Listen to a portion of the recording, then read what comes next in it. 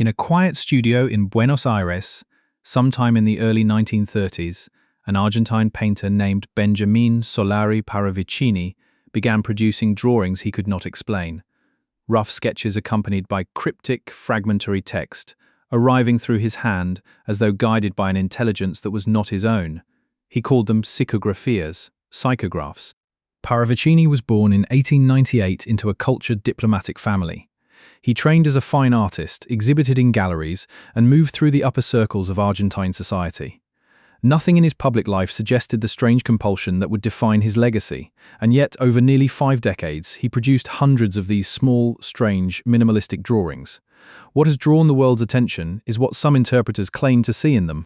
In a sketch attributed to 1938, he wrote of the atom bomb, years before the bombings of Hiroshima and Nagasaki.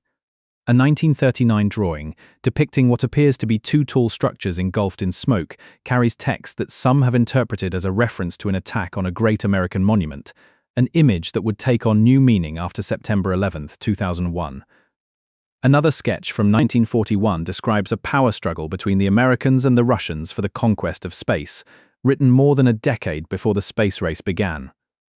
A 1972 psychograph speaks of a papal resignation and a younger successor with new ideas, a passage that resurfaced in 2013 when Benedict XVI stepped down and Pope Francis was elected. Believers point to these as evidence of something extraordinary. Skeptics note that the drawings are deeply ambiguous, the language poetic and open to projection, and that in a body of over 1,000 sketches, apparent matches with history are statistically inevitable, not prophetic.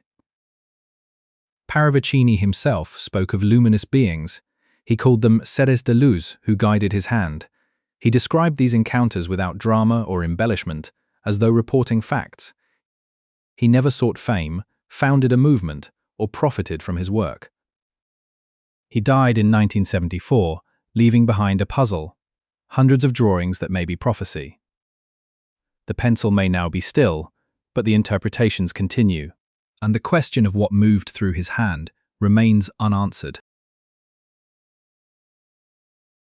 Hawk's Eye is a mini-documentary series where I dive into the most magical, mysterious, and sacred corners of our world, and I'm learning right alongside you. Each episode is a journey into the stories civilizations have whispered about for millennia, from ancient texts and secret societies to forbidden wisdom hiding in plain sight. Come see what we uncover together. For more in-depth information on this subject, head to my website, tfhcalifornia.com.